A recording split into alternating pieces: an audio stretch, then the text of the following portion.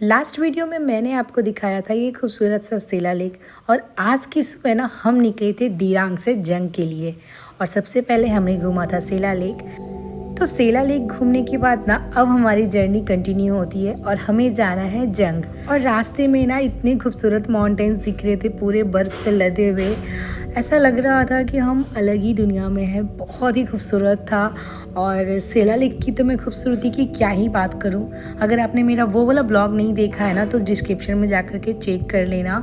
मैं अपना अरुणाचल का जो प्लेलिस्ट है वो मेंशन कर दूंगी। और सबसे अच्छी बात ना मुझे नॉर्थ ईस्ट इंडिया की पता है क्या लगती है। आप किसी भी प्लेस पे चले जाओ, वहाँ पे इतनी सफाई होगी ना, आपको कहीं भी एक प्लास्टिक का पैकेट नहीं मिलेगा। इसका एक मेजर रीज़न ये भी है ना कि ये प्लेस अभी कमर्शलाइज नहीं हुआ है, बहुत ही लेस क्राउड रहता है। और अगर आप हिमाचल या कश्मीर चले जाओगे ना उस साइड तो बहुत ही ज़्यादा कमर्शलाइज्ड हो चुका है सब कुछ। तवांग के रूट पे ना आपको ये वार मेमोरियल मिलेगा और मैं आपसे कहूँगी कि आप थोड़ी देर रुक करके ना ये वार मेमोरियल ज़रूर जाओ।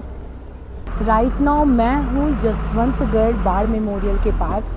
और एज एन इंडियन बहुत ही गूजबम्स आ रहे क्योंकि मैंने एक नॉवेल है ब्रेव करके, द ब्रेव, उनमें परमवीर चक्र जिन लोगों को भी मिला है ना, जितने भी हमारे आर्मी ऑफिसर्स हैं, मैंने सबकी कहानी पढ़ी थी और बहुत ही गूजबम्स आए थे पढ़कर ही बस।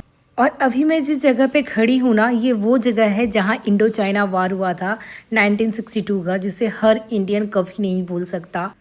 और ना ही भूल सकता है जसवंत सिंह रावत जी को, जिन्होंने अकेले ही पता है पूरी चाइनीज़ आर्मी को 72 घंटे तक रोक कर रखा था। और कहते तो लोग ये भी हैं कि उन्होंने 300 से ज़्यादा सैनिकों को ना अकेले मार गिराया था। और इंटर करते ही ना आपको बैकग्राउंड में ना आवाज़ आ रहा है, मतलब हमारा जो देशभक्ति गाना है वो बज रहा है, तो सुनकर अच्छा लग रहा है। वेदर भी काफ़ी अच्छा हो रखा है और बैकग्राउंड में वंदे मातरम बज रहा है।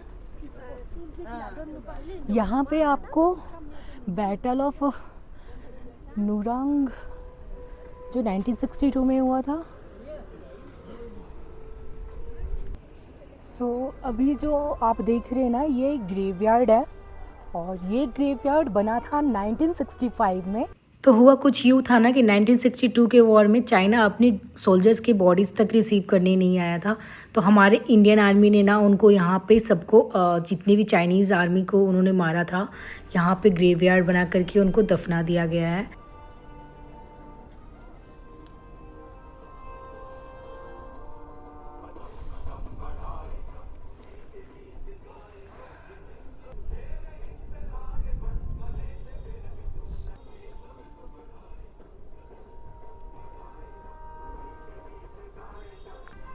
यहाँ पे एक रोड मैप दिया हुआ है, लेआउट ऑफ जसवंतगढ़ मेमोरियल।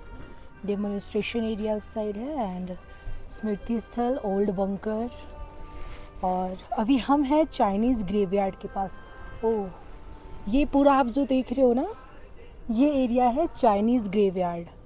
और एज अ इंडियन ये बहुत ही प्राउड फील होता है ये बोलते हुए कि ये चाइनीज़ ग्रेवयार्ड है। जब 1962 का जो वॉर हुआ था वो बहुत ही ब्रेवरी से हमारे जो सोल्जर्स थे उन्होंने फाइट किया था।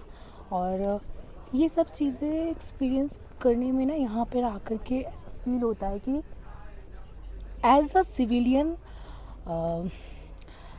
सिविलियन ना हमें जो उन्होंने हमारे लिए जो सैक्रिफाइस किया है वो यहाँ आकर के आप फील कर सकते हो।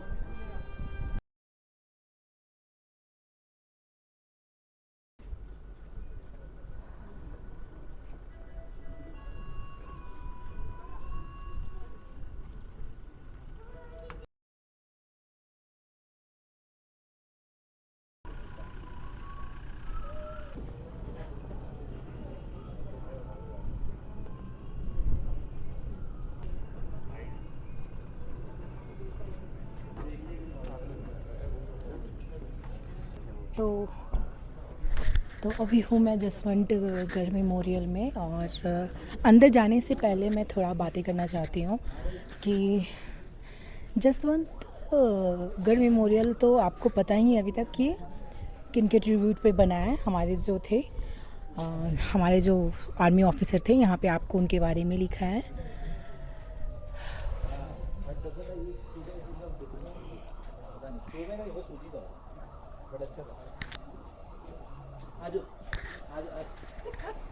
ओके वो 4th बटालियन में थे, the Garhwal rifles, who led their lives at the battle of Nuranang 17 November 1962 को। एंड वो जो दो ब्रेव नॉवेल है ना, जिसमें आपको ये पूरा इन्फॉर्मेशन है, जितने भी हमारे आर्मी ऑफिसर्स थे, हमारे जो सैनिक थे जिनको भी परमवीर चक्र मिला है, तो मैं वो बुक सजेस्ट करूँगी कि आप वो बुक पढ़ो। और आपको एक इंटरेस्टिंग चीज़ बताऊँ कि जब भी हॉलीडे होती है ना सोल्जर्स की, तो ऐसा माना जाता है ना कि वो अब भी ज़िंदा है हमारे दिल में, हमारे यहाँ पे, और वो अब भी इंडिया का प्रोटेक्शन कर रहे हैं। और कई लोग तो ये कहते हैं कि उन्हें देखा है, उनकी छवि देखी है यहाँ पे। सो वो इमॉर्टल है, वो अभी भी हमारे दिल में है, हमारे देश की सुरक्षा में लगे हैं।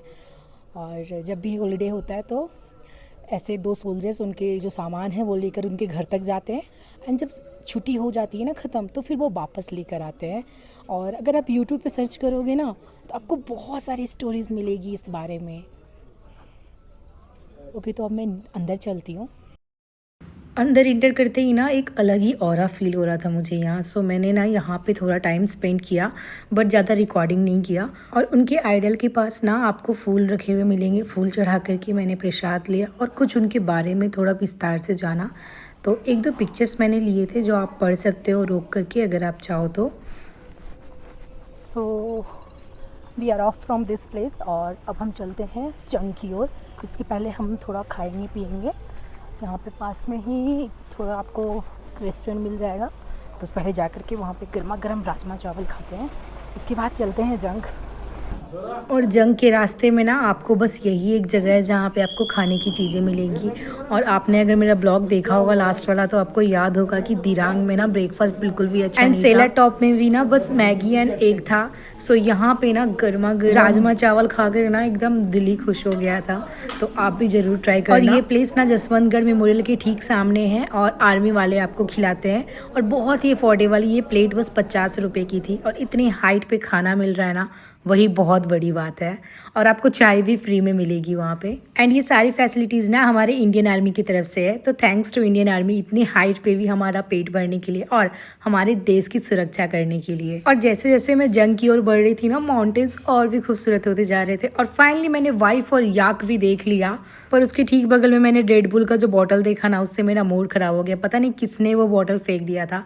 सो हम पहुँच चुके थे जंग, और मिलते हैं आपको हम कल ब्लॉग में, जहां हम आपको लेकर चलेंगे मागो वैली, एंड एक बहुत ही खूबसूरत सा वाटरफॉल दिखाने वाली हूँ मैं, जो कि बहुत ड्रीमी है, आपको बहुत अच्छा लगने वाला है।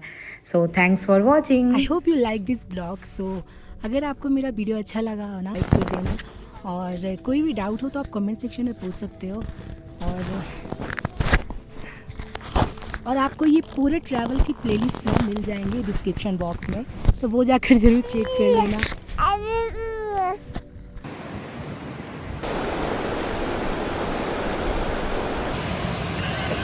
उसने बता दिया उसको।